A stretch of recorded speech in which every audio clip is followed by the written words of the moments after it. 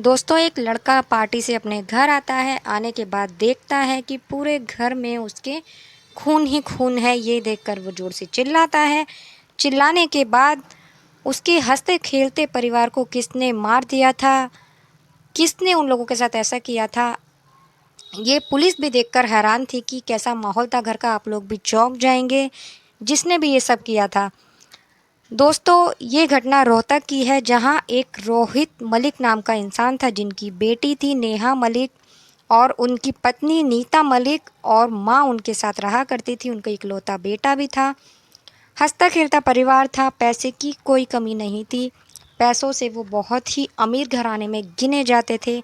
उनके साथ बॉडीगार्ड भी रहा करते थे और वो एक गन भी हमेशा अपने पास रखा करते थे। जो उनका बेटा था अभिषेक मलिक, उसने रोहतक में ही रहकर अपनी पढ़ाई की थी, और जो उनकी बेटी थी उसकी पढ़ाई अभी चल रही थी, वो अभी पढ़ रही थी। तो दोस्तों, उनके बेटे ने गन चलाना भी सीख लिया था, क्योंकि उनके पिता ने कहा था सेल्फ डिफेंस के लिए गन चलाना उसे सिखा देते हैं। और हंसता खेलता परिवार था, पता नहीं किसने उनके साथ ऐसा किया था। एक दिन उनके बेटे का रवैया बदलता जाता है दिन पर दिन। ये देख के परिवार वाले सभी बहुत परेशान रहते थे।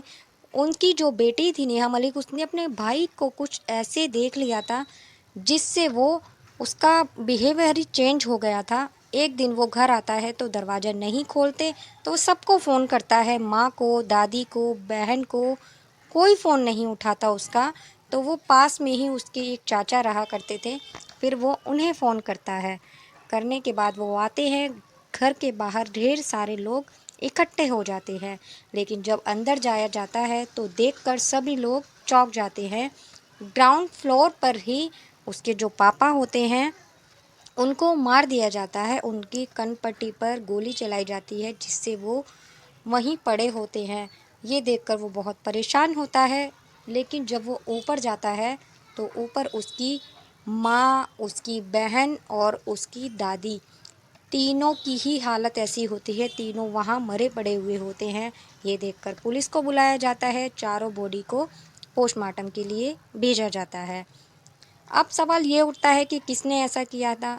रोहित मलिक के जितने भी आसपास के लोग थे, जिनसे भी उनके ताल्लुकात थे, सबसे पूछताछ की जाती है और कुछ नहीं मिलता। किसी ने कुछ भी नहीं किया था। उसके दोस्तों से पूछताछ की जाती है। सवाल ये भी उठता था कि अकेला उनका बेटा ही कैसे बचा था, पूरे घर को मार दिया गया था। रिश्तेदार में, आस पड़ोस वालों में कोई ऐसा नहीं मिलता, तो शक उनके बेटे पर ही जाता है। अब उसके बेटे से पूछताछ की जाती है। उनके बेटे का रवैया कुछ ऐसा होता है जो कि लड़कों जैसा नहीं था, तो पुलिस को उस पर शक होता है। शक होने के बाद पता लगता है कि उसका एक बॉयफ्रेंड है, जिसका नाम आर्यन है। अब उससे पूछताछ की जाती है, उनको दोनों को बैठाकर पूछताछ की जाती है, तो पता लगाते हैं कि इनका आपस में समलैंगिक रिश्ता है। दरअसल ये पढ़ाई करने के लिए दिल्ली में रिलायंस कंपनी में गया था, वहाँ कोर्स करने के लिए। वहीं इसकी मुलाकात अपने दोस्त से होती है। जब फिर इन दोनों में नज़दीकियाँ बढ़ने लगती हैं, वहाँ का कोर्स कंप्लीट करके ये दोनों अलग हो जाते हैं, परेशान रहने लगते हैं, क्योंकि इनमें नज़दीकियाँ काफ़ी ज़्यादा बढ़ चुकी थी। ऐसा होने के बाद एक दिन ये उससे मिलता है, उसके घर जाना शुरू कर देता है। अब ये काफ़ी टाइम से उसके घर जाता आता था। एक दिन ये अपने परिवार वालों को उससे मिलवाता है कि ये मेरा दोस्त है। अब वो जो इसका दोस्त था, काफ़ी टाइम के लिए इसके घर भी आ जाया करता था, 8-8 दिन इसके साथ रहा करता था, इसके घर आया जाया करता था। एक दिन जो इसकी बहन होती है, वो अपने भाई को देख लेती है उसके साथ, कि मेरे भाई का उसके दोस्त के साथ नाजायज़ रिश्ता है। अब ये देखने के बाद अपने परिवार को, यानी कि अपने पापा को और अपनी मम्मी को उसके बारे में बताती है। उसके पापा को बहुत ज़्यादा गुस्सा आता है इस बात पर। वो अपने बेटे को समझाते हैं, लेकिन वो नहीं मानता। वो ये सोचता है कि मैं इसी से ही शादी करूँगा, चाहे कुछ भी हो जाए। वो अपने पापा से पैसे भी मांगता है, लेकिन उसके पापा उसे पैसे देने से मना कर देते हैं। जब पैसे देने से मना कर देते हैं तो वो अब गुस्सा होता है। गुस्सा होने के बाद वो सोच लेता है कि अब मैं कुछ ऐसा करूँगा, और वो इसकी प्लानिंग करने लगता है, क्योंकि वो अपने पापा से भी बहुत ज़्यादा गुस्सा था, क्योंकि उसके पापा ने उसे पैसे देने से मना कर दिया था। अब वो यही सोचता है क्योंकि मैं पैसों का इंतज़ाम कहाँ से करूँ, यही देखकर वो बहुत ज़्यादा परेशान रहता है और वो उन्हें मारने का प्लान बना लेता है।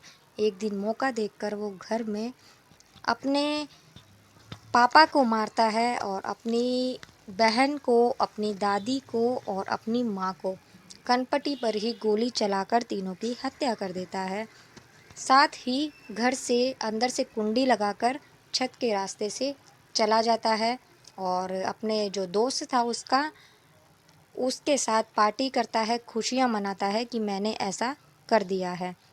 ये करने के बाद में वो घर आकर रोने लगता है, नाटक करने लगता है कि मेरे परिवार को किसी ने मार दिया है।